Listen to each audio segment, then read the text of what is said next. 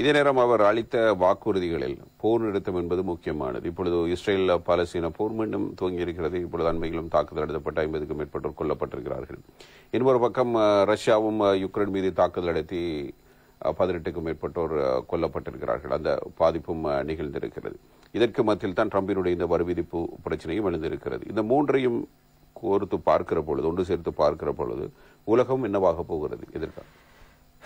நிச்சயமற்ற தன்மை இருக்கின்றது. எல்லா நாடுகளும் பாதிக்கப்பட போகின்றன. நான் திரும்ப திரும்ப சொல்வது 1929ஆம் ஆண்டு நடைபெற்ற அவ்வளவு நிகழ்வுகளும் இப்ப நடக்குது.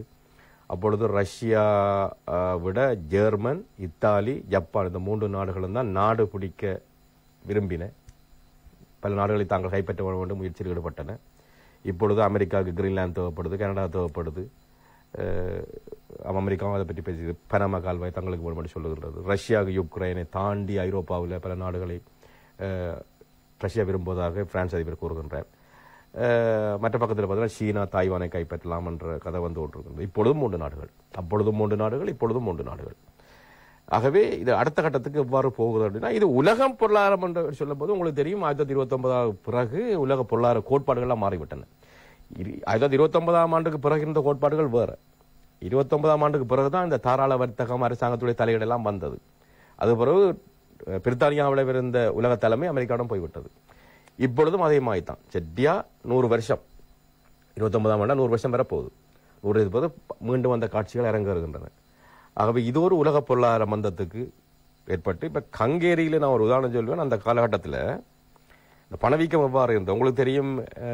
மில்லியன், பில்லியன், அது பிறகு ட்ரில்லியன், ஜில்லியன் எல்லாம் தாண்டி போய் கொண்டிருந்தது. அந்த பணவீக்கம் ஹங்கேரியில் எப்படி இருந்தது என்று சொன்னால், ஒருவர் கோப்பி குடிப்பதற்கு ஒரு கடைக்குள்ள போகக்குள்ள ஒரு வீல வரக்குள்ள கோப்பி குடிச்சிட்டு வெளியில வரக்குள்ள அந்த வீல 2 மடங்கா போய்விட்டலாம். ஒரு கட்டத்தில் மக்கள் உணர்ந்தார்களாம், பணத்தை கொடுத்து கோப்பி குடிப்பதை விட பணக்கட்டுகளை நாணயத்தாள்களை எரித்து கோப்பி தயாரிப்பது மலிவானது என்று. இதெல்லாம் 2ஆம் உலக யுத்த காலத்தில் இடம்பெற்றது உலகத்தில். அப்ப அவ்வளவு மோசமான பணவீக்கத்தை உலகம் அனுபவிச்சது. ஆகவே இந்த விலையேற்றங்கள் நீங்க தெரியும். இப்போ ஏட்டிக்கு போட்டியான வரி விதிப்புகள், விலையெல்லாம் தார்மாறாக கூடி உலக பொருளாதார மந்தம் ஏற்பட்டு அதை இன்றைக்கும் நாங்கள் படிப்போம். 1929ஆம் ஆண்டு உலக பொருளாதார மந்தம், உலகம் முழுக்க பொருளாதாரம் பாதிக்கப்பட்ட ஆண்டு அது. அதுபோதான் கெய்ன்ஸ் என்ற ஒரு பொருளியலாளர் வந்து ஒரு புதிய கோட்பாடுகளுக்கு தந்தவர். அதுபோல உலகம் மாறிவிட்டது. ஆகவே அதே திசையை நோக்கி தான் உலகம் செல்கின்றதா? ஆக பின்னோக்கி நகர்கிறது வரலாறு. இப்ப உங்களுக்கு தெரியும், எங்களுடைய கொரோனா தொற்று 2019ஆம் ஆண்டு ஏற்பட்டது. 1918ஆம் ஆண்டு ஸ்பானிஷ் புழு வந்தது. உலகத்தில் மில்லியன் கணக்கான மக்கள் இருந்தது. லண்டனிலேயே நிறைய மக்கள் இறந்து விட்டார்கள். இந்தியாவில் எல்லாம் ஆயிரக்கணக்கான மக்கள் இறந்தவர்கள், லட்சக்கணக்கான மக்கள். சரியாக 100 வருஷம், அது 1918, இது 2019, 100 வருஷத்துல கொரோனா பெருந்தொற்று வந்து உலகத்தை அழிச்சது. 100 வருஷம். இப்பொழுதும் 100 வருஷம். 29 வந்தா 100 வருஷம் மந்தம் வந்து உலக யுத்தம் 1939ஆம் ஆண்டு ஏற்பட்டு விட்டது. வரலாறு அப்படியே திரும்பி வருகின்றது.